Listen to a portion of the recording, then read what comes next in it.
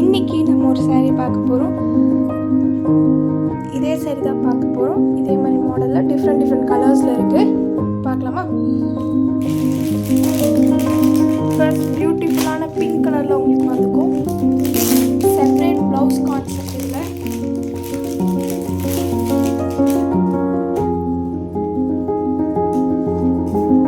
இந்த மாதிரி உங்களுக்கு செப்பரேட் ப்ளவுஸ் வந்துக்கும்.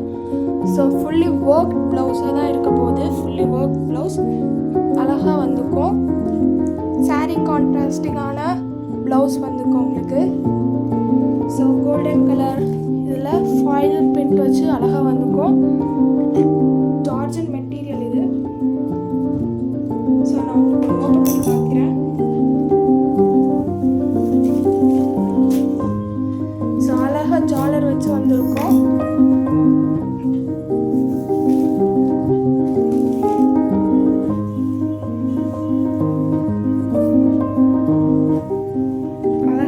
இப்போ இருக்க யங்ஸ்டர்ஸில் இந்த மாதிரி தான் போட ஆசைப்படுவாங்க. அவங்களுக்கு வேண்டி வாங்கின சாரி மாதிரியே இருக்கும். ப்ளவுஸ் ஓப்பன் பண்ணுறேன்.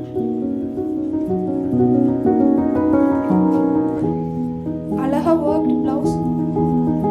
தேவையான அளவுக்கு சைட் கிளாத்லாம் கொடுத்துருப்பாங்க. அழகாக இந்த மாதிரி கட் பண்ணி கொடுத்துருப்பாங்க உங்களுக்கு.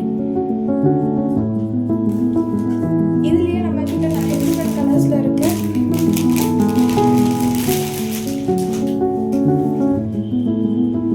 கலர் இந்த மாதிரி சாரீலாம் பார்க்கும்போது மனசலாயோ அந்த பாட்டு தான் எல்லாருக்குமே ஞாபகம் வரும்.